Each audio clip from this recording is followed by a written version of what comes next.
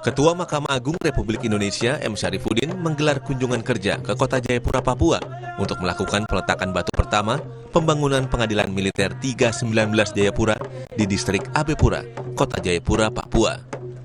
Ketua MA menyatakan pembangunan Pengadilan Militer 319 Jayapura merupakan komitmen Mahkamah Agung untuk menghadirkan pengadilan di tengah masyarakat. Rencananya tahun 2023 ini akan ada 22 pengadilan lainnya yang akan mulai dibangun.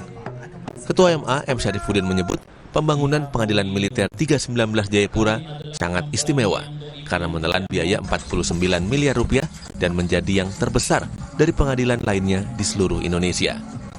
Dengan biaya yang besar, ia berpesan agar pembangunan Pengadilan Militer 319 Jayapura dilakukan dengan profesional, sehingga kualitas bangunannya juga bagus untuk digunakan.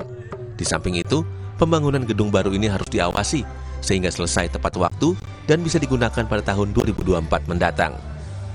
Kita berharap dengan berdirinya gedung ini nanti yang cukup megah, berkualitas, tepat pada waktunya, akan memberikan warna sendiri kepada Provinsi Papua, yang dimana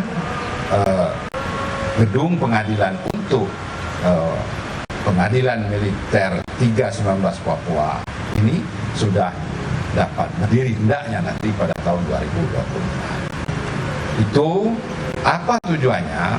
Untuk memberikan pelayanan yang terbaik kepada pencari keadilan. Pengadilan Militer 319 Jayapura akan dibangun 3 lantai pada lahan seluas 3 hektar dan akan dikerjakan dalam waktu 12 bulan. Ketua MA berharap berdirinya gedung ini akan memberikan semangat dan motivasi bagi para pekerja untuk memberikan pelayanan terbaik bagi masyarakat, sekaligus menjadi rumah bagi para pencari keadilan di Papua. Vindi Rahmeni, Kompas TV Jayapura, Papua.